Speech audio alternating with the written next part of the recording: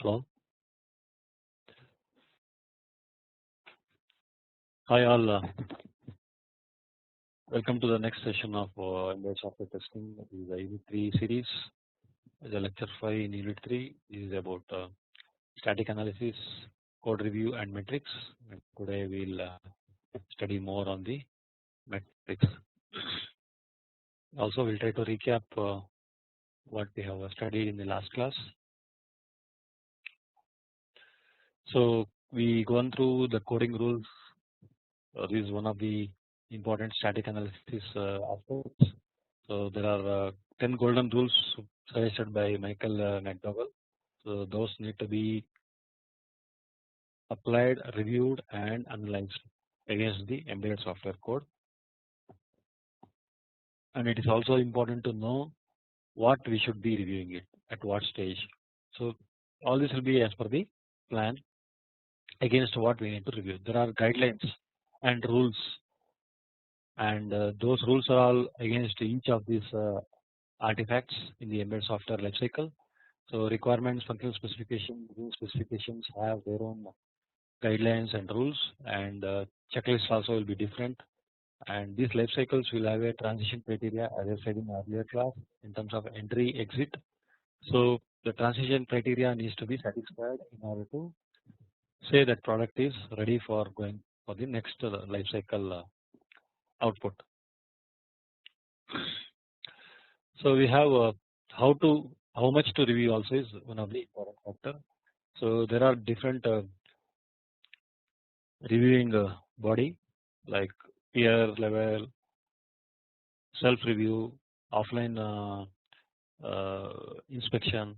Likewise, there are many types of review. Each reviews will have its own guidelines and rules. That is again subjective depending on the complexity of the embedded software system. So that will decide how much we need to review.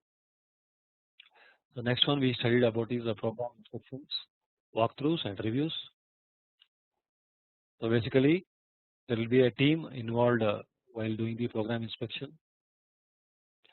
They will offhand will be given a set of documents to read and visually inspect before the meeting, and the participants will gather in the meeting. The participants can be geographically anywhere. That's what we see in the industry. So basically, they meet each other. Then the objective of the meeting is to find errors, but they don't have to bother about solutioning of the errors. That is how to debug, how to fix that, and all that is not part of this reviews. It just identifies the errors. So in a walkthrough, typically a group of developers with 3 or 4 being an optimal number will perform the review, again subjective depending on the complexity. So one participant in this will be an author. So the others will review against artifacts and will have a conclusion on the error in consent with the author of the program. So there is a group code reading. That means the entire code set will be divided into group, and that group they will go through the code and they will discuss about the code issues and the inspections whatever they have done in terms of procedures and all that. So they will fill up a checklist. The checklist is also called as a tool. So what checklist will have is the inspection references in terms of declarations, comparisons, control flow, the data flow, the input output for the program interfaces. All these need to be checked basically. That's what they do. And when they do the inspection, there will be typically 4 to 5 people. One of them will be called as a moderator. So he is primarily responsible for all this activity, and he also has to ensure the errors that are being corrected against what is being found as error in the inspection meeting. Peer reviews is something like review method wherein the equal programmers or testers involved for the evaluation. That means a group of people are at the same level in terms of development or testing, against each other artifacts. They will do a review, and of course here also checklists and guidelines are same as that is used in the other review methods. Any improvement also can be suggested on the updates, optimization, etc. by the peers. So that will be taken care as a bug fix along with improvement. So it also gives an insight into the approach and methods at a higher level while one becomes a peer reviewer. So the types of peer review process what we have studied is offline peer review, walkthrough peer review, inspection peer review. So basically the objective of all these will be to evaluate the deliverables work products, to verify its completeness, compliance and find defects. Scope is to conduct the uh, offline review of the different products. It's an example I have put. It could be any of the embedded software lifecycle products such as contract documents. It could be a project management plan document or a test artifacts, etc. And the deliverables as part of the offline peer review is uh, low level design, test cases, test plans, anything that is comprising for this offline peer review. And there is a four important process aspects: entry criteria, inputs, outputs, and exit criteria. Each has its own transition mechanism in terms of deliverables or the outputs. So next type of peer review is walkthrough. The objective, scope, entry, input, output, exit criteria basically remain same, but that needs to be identified for this. So next one is inspection peer review, where as I said in the earlier slide, a group of people will gather. They go through the artifacts in terms of the programs, code, the SRS, HLD, LLD altogether, and try to come up with the errors that are there in the existing program. Also suggest to improve in terms of efficiency of the program. So this also has the entry, input, outputs, and exit criteria. Okay, so that with that we move to the next one, test metrics. Basically, test metrics is not just based on the lines of code. It is basically based on the complexity and the tests, how it is going to be conducted and how it is going to be reported. Basically, customer how he is going to be satisfied. All these artifacts need to be collated and identified in terms of its importance to drive what is the metrics that is good for a particular embedded system program. Okay, so we will move to the next session with that background. So I will start with the test metrics. See here the objective is the process defines the metrics and analysis process for projects, support services, line of business, organization. Basically, this defines the process. This process also defines process performance models for statistical management of processes. Objectives of this process are establish organization's metrics objectives aligned with the business objectives and deploy them to the line of business. Projects and support functions level specifying the metrics, data collection and storage mechanisms. So basically it needs to define the or establish the various metrics that organization needs for that particular embedded project or the embedded project that is falling within the LOB. LOB is nothing but a line of business. Typically that is being called in the embedded industry.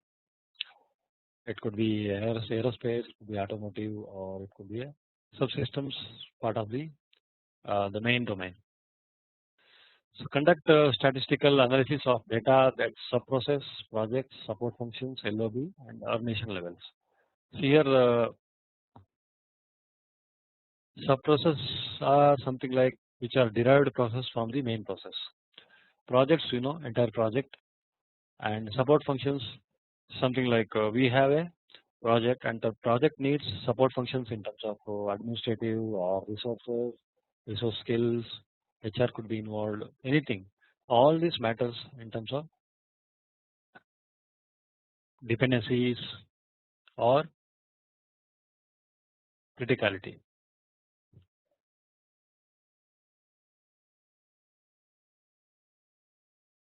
for a successful testing program, testing project. I would say the embedded software project also has a life cycle of testing project. So that is it's very important to have all these organizational aspects in terms of sub processors, projects, support functions, LOB and organization levels where who is going to make some key decisions to support the smooth functioning of the testing. So all this will be artifacted in the test matrix. So that is one of the objective. Then the next one is establish and maintain a quantitative understanding of the performance of the organizational process and to provide the process performance data, baselines and models. Establish feedback mechanisms and provide reports to relevant stakeholders. That means for each of the process that we have established, there should be a good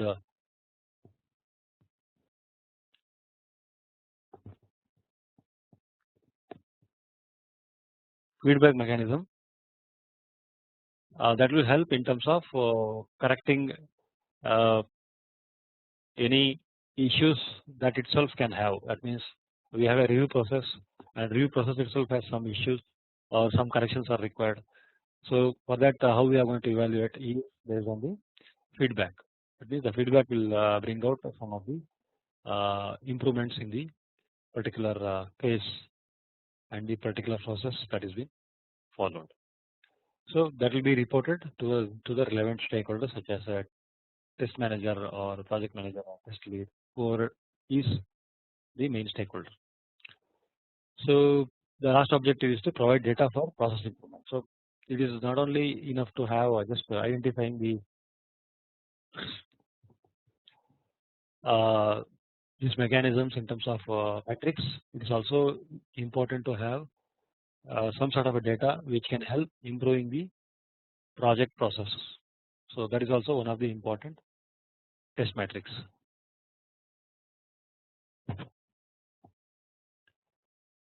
Okay, so test metrics again I will go to this slide. It's very important. Quantification. So quantification of the data is nothing but the metrics, but the metrics is not just the lines of code. Of course, lines of code is also one of the metrics. Here lines of code is size. So software size is not based on the lines of code, but size should be subjective based on the complexity structure of the program that is being used. So basically attention is focused on control flow and data flow complexity. Structural metrics are based on the properties of flow graph models of the program. It's very important to have the complexity of the embedded system program and embedded system testing aspects. So with the help of that, the size or the actual metrics that is going to be evaluated and reported will be done. So test matrix importance, we know that it's very important to have metrics reported to customer and how much bugs have been fixed, how many are passed, how many are failed, how those fails are addressed, how they are going to be justified, how they are fixed in different phases. So what is the action taken and what is the trend. So trend we will see in the next slide today. So basically the trend will give a clear picture of where the testing is going ahead. So that is what it gives, a picture of the program. So very important to have a defect matrix trend as a monitoring of the aspect of the test matrix. Also it provides metrics will provide improvement for the current process in terms of how much we can optimize, how much we can improve, etc.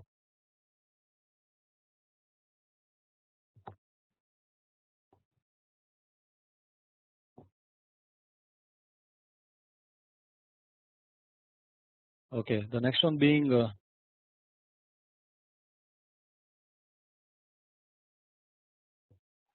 test matrix life cycle. So test matrix itself has a life cycle. It again depends on the particular project. So this has been defined in one of the ISN journal. I have put the reference in the bottom. So what it says is there are 4 test matrix life cycle aspects that will be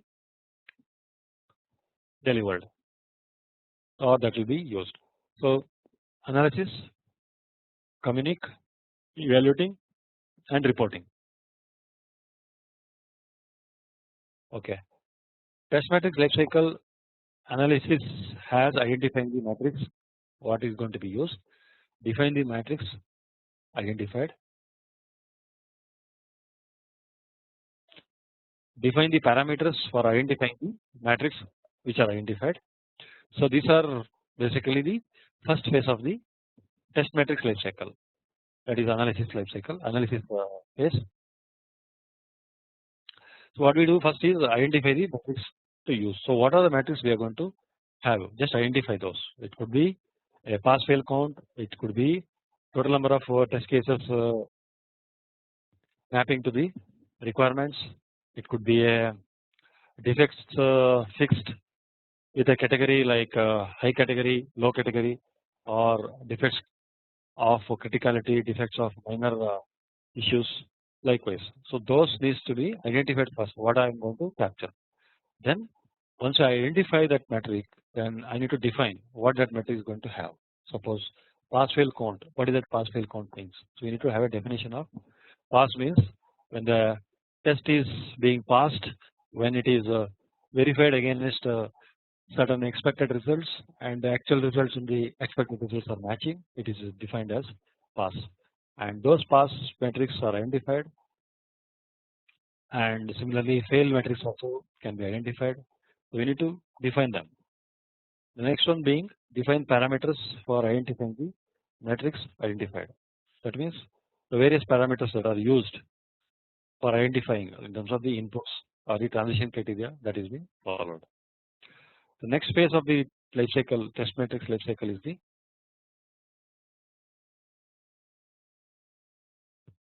communic. Here what we do is explain the need of metric to stakeholder and testing team. Basically, who are going to develop this test matrix, who are going to deliver this test matrix, who are going to use it. So basically the testing team and the relevant stakeholders surrounding the testing team. So those need to be clearly explained about what we have done in the analysis.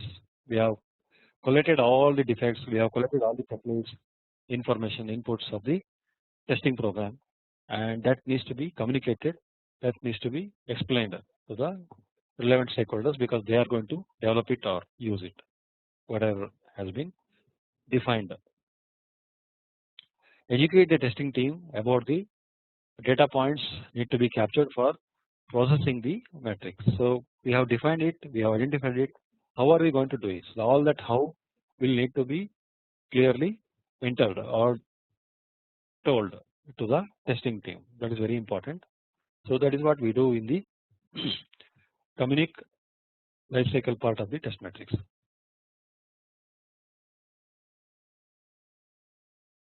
The next one is the evaluating. So what we have done in the communic is we are told and start the activity of the metrics collection, the metrics usage and all that. So once we have the metrics available, that needs to be verified, that needs to be reported appropriately. I mean report is the next life cycle part. Of course, for reporting before that we need to have a appropriate calculation in terms of percentage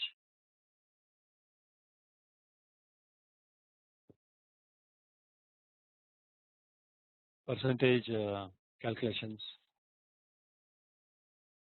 It could be trend updates, any formula that needs to be used. All this have to be done because usually this will be done using automated reporting, automated way.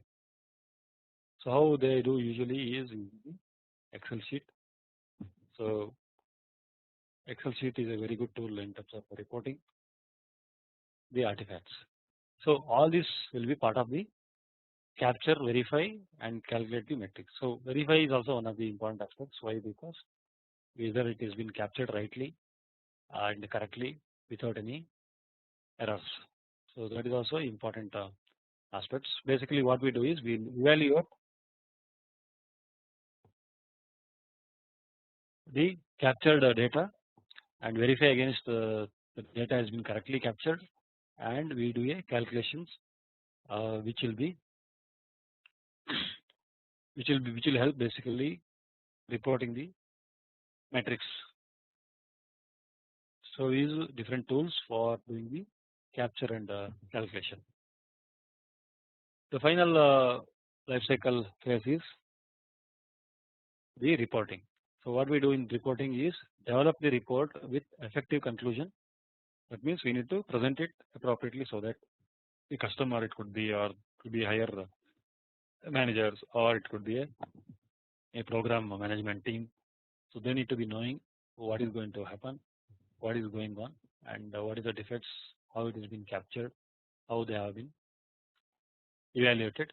All these aspects have to be presented appropriately. So we need to develop a very good report in terms of objective, scope, description. Then we should have a uh, evaluating mechanism. What are the issues that are found in the testing and how they have been reported. All this. Also, we should end the report with a conclusion and a summary saying that this product is fit for use, or this product has some issues, why those issues are there, if those issues have been fixed or justified, the product is good to use, and the product has this many major issues, these many minor issues. All this can be rightly reported. That's what it means. Then it is to be, once the report is done, you need to distribute to the stakeholders and respective representatives. So we can also have distributed to development team representative who can take a look into this and try to improve or fix the issues in that particular life cycle. Also, we need to, it's very important that whatever the report we have developed and reported is rightly understood and rightly being reached to the stakeholders. So how do we go to do? How we are going to do is by taking the inputs, the feedback from the relevant stakeholders. So that is what we do with the reporting life cycle. Okay, so software testing metrics types. So what are the testing metrics types that we have today for a embedded system project? Is we know that we are going to have different types of testing. So they are all broadly categorized into automated, manual, white box, black box. All this static analysis will be review artifacts. All this will be part of one of these three. What are those? Manual testing metrics, performance testing metrics, automation testing metrics. So we will study each one. What is manual? What is performance? What is automation? So we know that testing can be done manually, like analysis, some of the assembly level debugging or testing may not be possible to do with the dynamic testing, automated and all that. So we need to use environment such that the environment is driven and verified manually. So those manual testing metrics also need to be captured. Also, we know that static analysis is also a part of manual testing, where we do the testing without executing the program. So that will be part of this manual testing. Performance testing, performance of the execution, execution summary, execution data. It could be on a client side, server side, and efficiency. All this like timing performance and memory. All this will be separately reported using the performance testing metrics. The automation testing metrics. So what we do is we will report the will capture and report the metrics for the automation. How much has been done? What are the artifacts? What are the failures passes during that automation of the tests? Let's try to study the software testing metrics in detail. Okay, so manual testing metrics will have a productivity, test case productivity, test execution summary, defect acceptance, defect rejection, bad fix defect, test execution productivity, test efficiency, defect severity index. So these are some of the testing metrics. So some of the important metrics in this manual we'll try to explain in the next slide. So basically what it does when we go through the testing life cycle, where we do a test case development, test procedure development, test script development, test execution refix, regression testing, all this. So we will definitely will have different types of artifacts accumulated in terms of test cases itself and the program underneath which it is being tested also can be used. So test case productivity, basically how much productive the tester team has in terms of developing test cases, and test execution summary, that means in terms of execution how it went well, in terms of how much time it took for a manual test execution. So what are the results printed, all this will be part of the summary, so that also will be metricized. Then defect acceptance, whether the defects 100 defects are reported, how many of them are really defects, how many of them are rejected defects, that also need to be captured. Bad fix detect, it means the program has issues and the issues have been fixed, but the fix is not correct.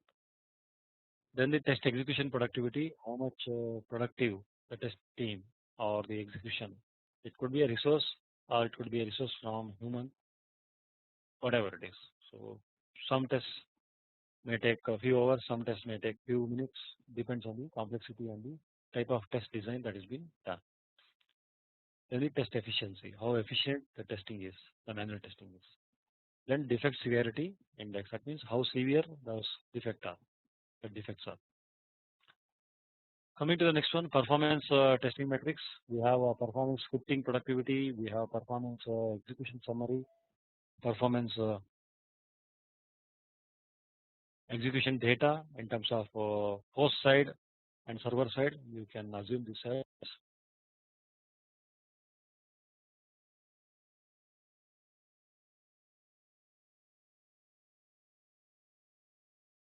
target. Likewise, you can apply it. This is based on an example that has been taken. Then the testing efficiency of the performance testing. Then the performance severity index. All the performance type of testing will have to be captured separately using the testing metrics guidelines. So that is what the software testing metrics types. We will pick up a couple of good examples of these metrics. Test case productivity. So what is the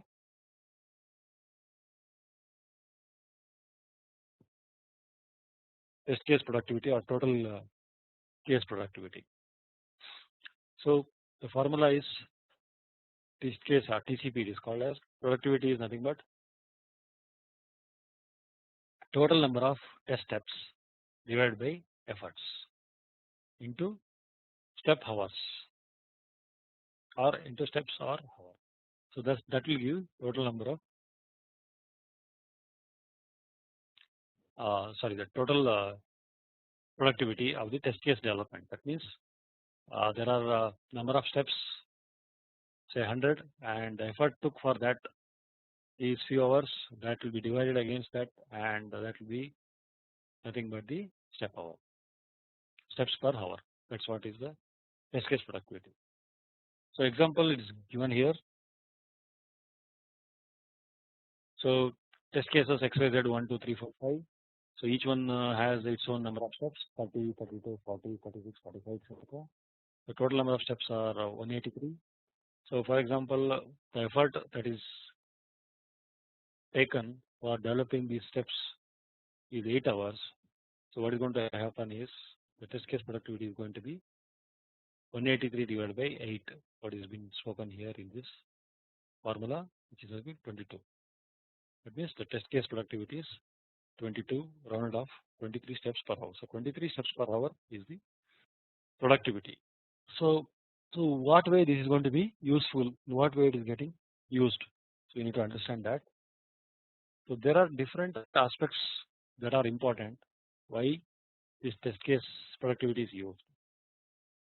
Productivity is important in terms of improvement, estimation, and confidence. So these three aspects are basically the driving factors for identifying the test case productivity. So if the test case productivity is good in the next cycle, suppose from the previous cycle, that means we have improved. And if we take a new project or there is a testing project has come with so and so complexity and so lines of code and so type of testing required. So we know we have taken this much to develop the tests, and we will apply for estimating that new project. That is the factor that we will use it. It again depends on the complexity, but subjectively it has to be taken care based on this test steps, how they are written, whether it is similar to that or it's different than what we have done in the earlier project. Likewise, so this test matrix is very important. And the last one being confidence. Basically, it gives a confidence for the program management and the test management by seeing the productivity, how much productive the testing team in terms of developing test cases. So that is what the importance of test case productivity.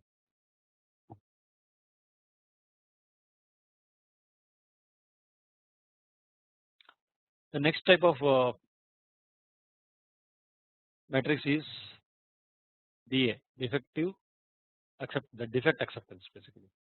So we know that the tester will test and report the defects, whether those defects are valid or those defects are invalid. So that also need to be identified from the developers or the tester themselves. So he has written a test steps, he has executed the test steps, and it has failed. Let's say the failure could be there in two ways. Failure could be there in the software, the failure could be there in the requirement, or failure could be there in the design, whatever it is on the other side. Also, it's important to know whether the failures are real failures, acceptable failures, or there is a issue with the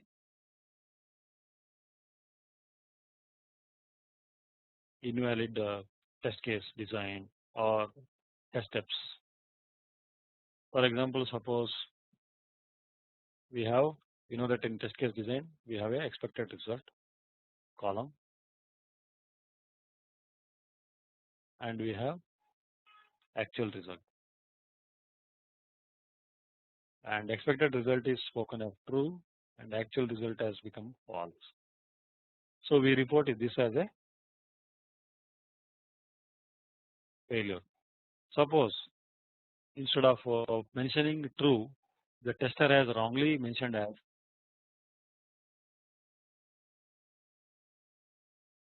false. What will happen?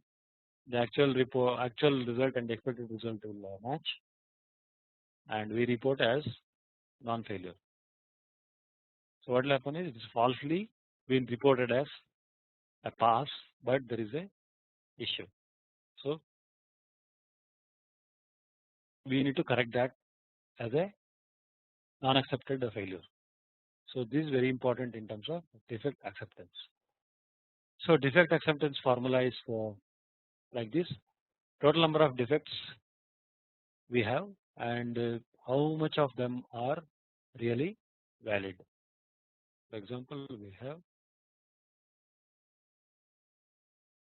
40 valid defects against total number of 50 into 100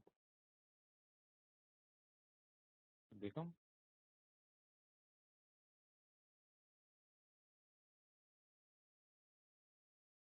80%, right?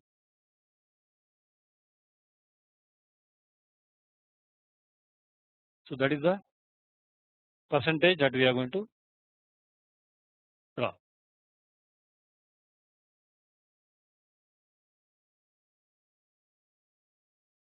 So this will give me 80% of defects that have been reported are valid, and 20% there is a issue. 20% are invalid defects. That is, defects are not really genuine, or there is a issue with the test case or the reporting, whatever it could be, or documentation.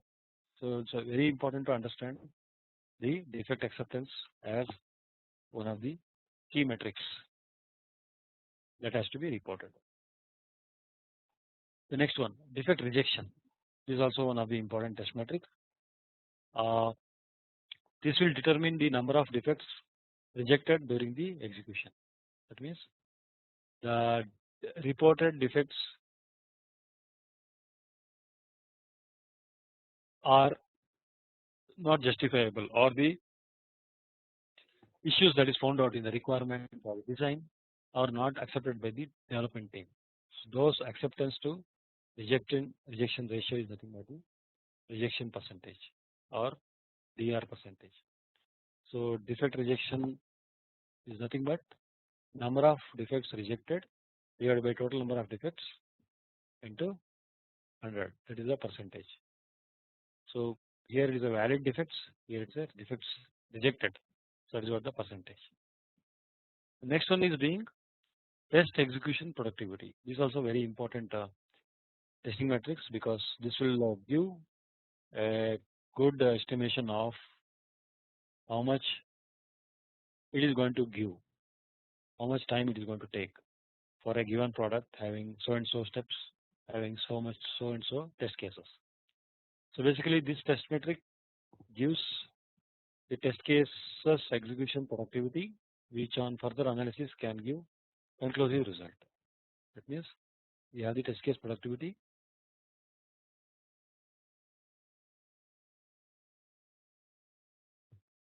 in terms of hours basically, or days it could be. So there is a formula here. Test case test execution productivity is nothing but total number of test cases executed here by hours, total hours it takes into 8. So 8 is what typically the allocated time in a working hours of the day basically. So that is what the optimal value they use. So where T is nothing but T is calculated as test cases. So number of test cases executed at least once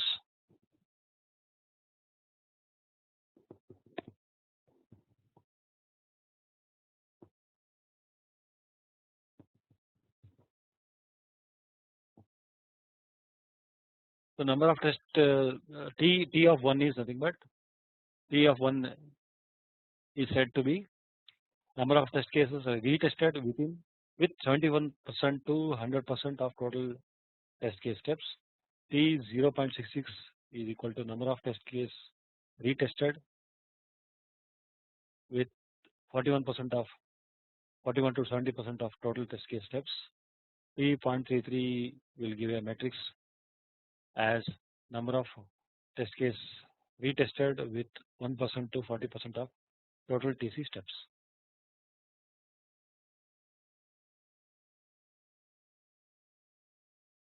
Okay.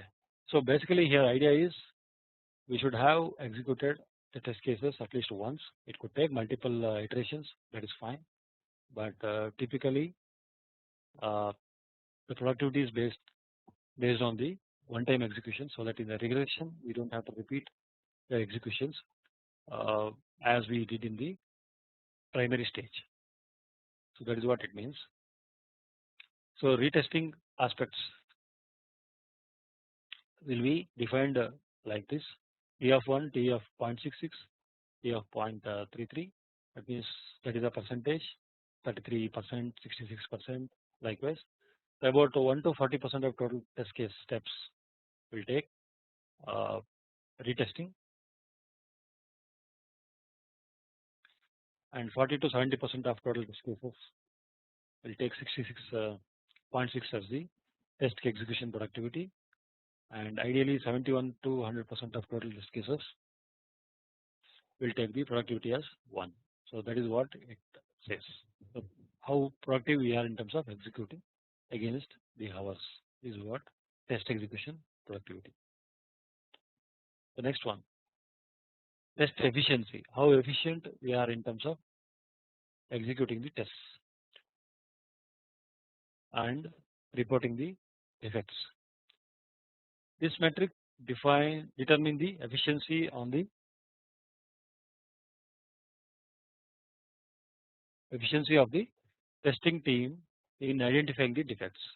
It also indicates the defects missed out during testing phase which migrated to the next phase.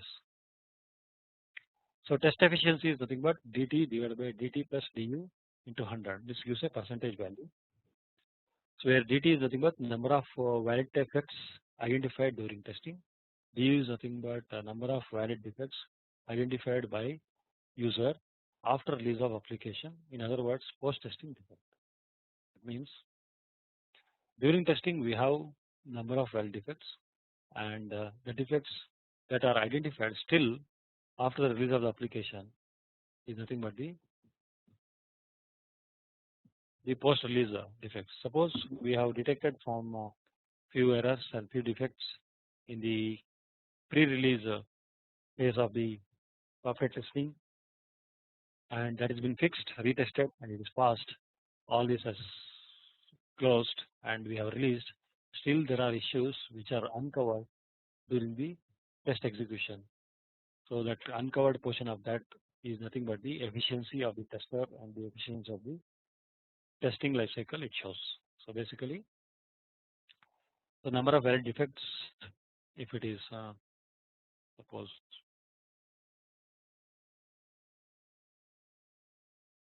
dt is equal to, so suppose 20 defects have been identified and they are fixed and they are released, and there is number of defects found out during the post testing on the field on the user side. If it is say suppose 10, so what will happen is dt plus du equals 30, and we have dt by dt plus du. Dt is 20 divided by 30 into 100 basically. So something like 60%, whatever it is, right? That means 2/3 of the thing, 60% of the defects efficiency we have. That means we are efficient 60% in terms of testing the product. Still we have a gap of 40%. It is not 66, it could be approximately. So still we have a issue with the testing. That means we are not efficient. So in embedded industry, typically they expect 95%. This is what the metrics they follow, because nowadays it has to be very stringent, and the companies are not afford to reproduce, re-execute again, retest and all that, because it's going to add a cost a lot. So we cannot afford to have any bugs or post-release issues. We have to be 90 or above percentage in terms of efficiency. That is one of the important metrics.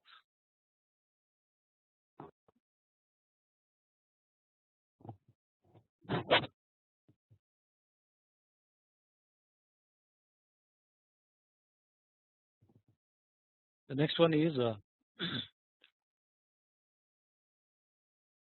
defect severity index. I will tell you overall, so you don't have to bother much about the formula and all. This is basically identifying the severity of the defects. That means we have about 10 defects. So all defects need not be very severe. It could be a major issue or minor issue or a trivial issue. Like this, we can have a categories.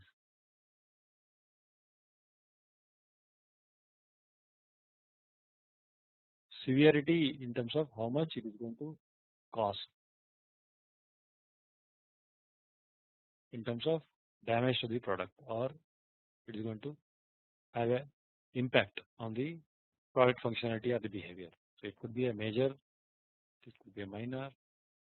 So each one will have a its own weightage basically. So that weightage is what will give you the index, the defect severity index. DSA is also one of the important software testing metrics that is there in the industry today.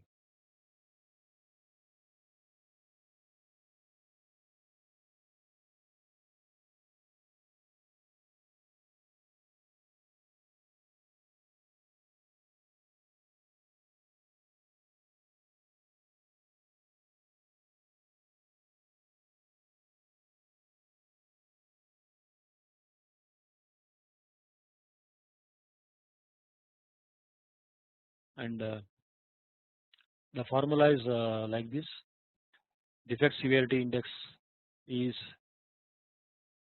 nothing but the sum of severity index into number of valid defects for that particular severity divided by total number of valid defects. So one can divide the defect severity index into two parts: DSI for all status defects, that means how the status have been reported. This value gives the product quality under test, and the next one is the DSI for open status defects. This value gives the product quality at the time of release. That means when we are going to deliver the product, at that time we are going to have the open status defects. So those severity will be reported. For calculation of DSI for such open status defects, so only open status defects must be considered. So the formula is for that DSI is sum of severity index into number of open valid defects for this severity divided by total number of valid defects. So that is what the DSI open severity index will indicate.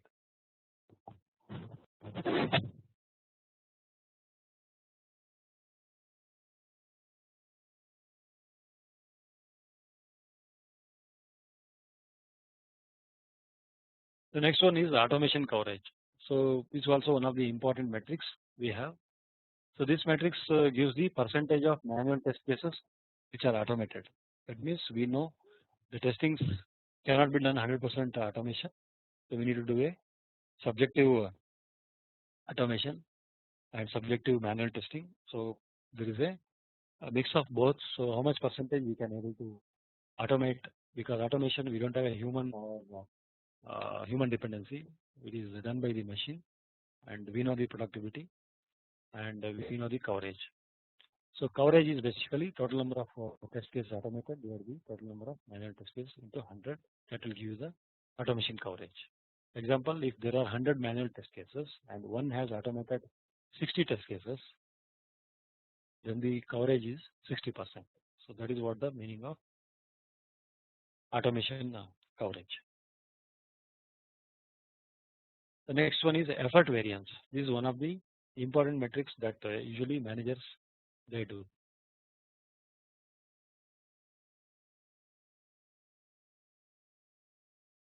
Hello.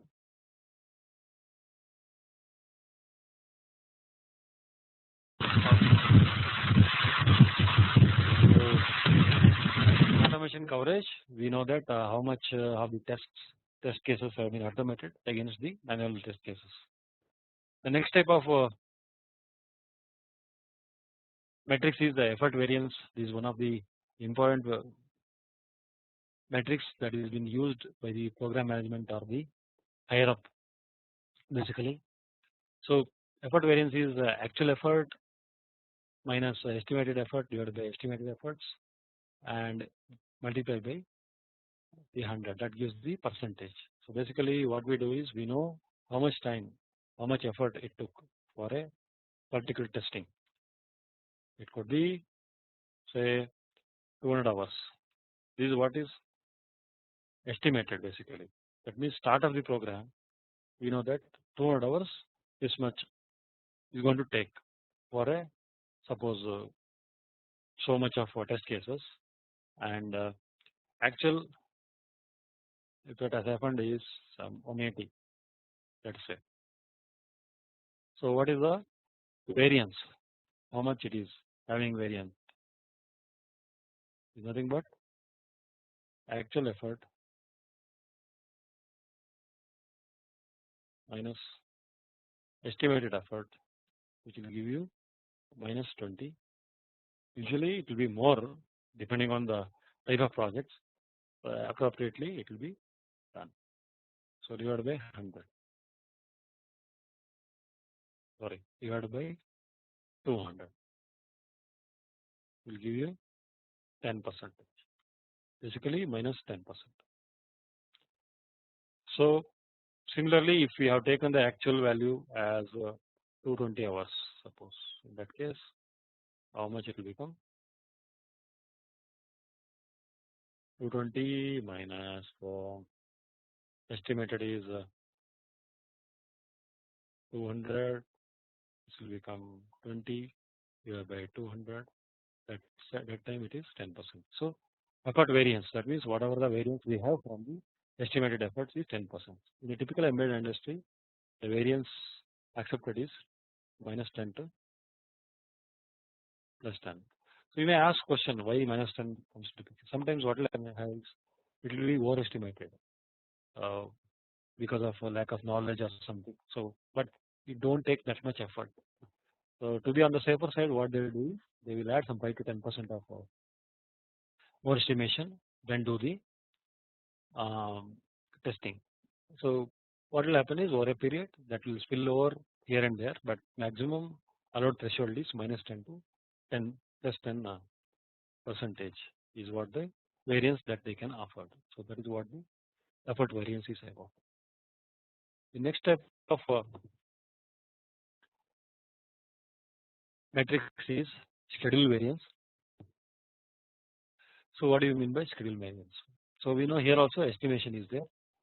So estimation is done in two ways. We know that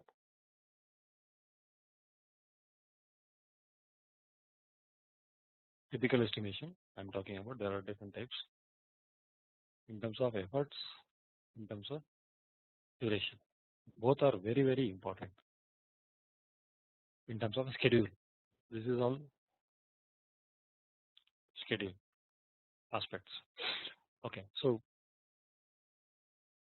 efforts variance will talk about efforts, and duration variance will talk about schedule variance. So schedule variance is nothing but the actual number of days minus estimated number of days divided by estimated number of days in terms of percentage. Suppose for 10 tests or 20 tests, the estimated days is nothing but 20 days, and actually it took 25 days. So what is the schedule variance? It is also called as SV. Actual number of days 25. We have to negate that with the estimated days. Estimate is 20. So divided by estimated 20. How much will become? 25 minus 20 is nothing but 5. 5 divided by 20, nothing but 1/4 or 0.25. Right? Which is nothing but 25%. So we have a variance of 25%. So usually in typical industry, it is not allowed to have too much of a variance, schedule variance. So better to have a limited or controlled schedule variance. So that is why it is suggested to have SV and EV calculated regularly, so that we know how much we are progressing. So very important aspects of the embedded software testing. So usually 5% is what schedule variance I have seen. It depends again on the duration and the complexity of the projects, etc. So 5% is what they allowed here and there, but This is very important testing matrix. They use across the project, throughout the project, in between as well as the beginning and all the phases. So that is what SV and EV, effort variance, schedule variance. I'll repeat, effort variance is the variance of the estimated effort. Schedule variance is the variance of the estimated schedule. The last one being scope change. This is the important matrix also. The matrix, this one indicates how stable the scope of testing is. That means we know what is our scope. So we need to be knowing how much it has changed from the original scope that has been defined, and the scope whether it has increased or decreased during the testing or after the testing, whatever it is. So how it is calculated is scope change. Basically, that is the matrix we are going to produce. Scope change is nothing but total scope minus previous scope divided by previous scope into 100 in terms of percentage, where total scope is previous scope plus new scope if scope increases. Total scope is previous scope minus new scope if scope decreases. For example,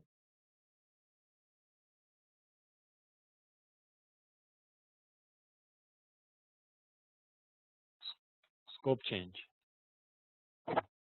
So previous scope is suppose 10. That means 10 is my scope. Here 10 scope means I have 10 requirements to cover, and total scope is 20. So scope change, how is going to be calculated? We have total scope minus previous scope 10 divided by previous scope in terms of percentage. How much it is becoming now? 10 minus 10, 10 divided by 10 equal to 1 percentage, 100%, right? Am I right? Yes, 1 into 100. So 100% of the scope got changed. That means it doubled, something like that. So scope is increased, right? Because previous scope was 10 and total scope at the end of testing or during testing, it has changed, it has increased 100%. If a scope is going to decrease, then it will be decremented scope calculation. Previous scope minus new scope is nothing but scope decreases. That is what the total scope. This originally I start with 100 requirements as a scope to cover in the testing, and during the period of testing that has changed the scope of the testing. So the change could be added new scope requirements or added new test cases, or decreased or decremented test cases or scope. So the scope decreases or the scope increases. So that is what the scope change. This is one of the important test metrics they use across. Okay, so that is what the software testing metrics is about. So in the next session, we will try to conclude about the automation test metrics and how we are going to manage, how we are going to report it. So what are the trends, burn down charts, etc. And with that, we will try to complete the unit 3 session in the next lecture.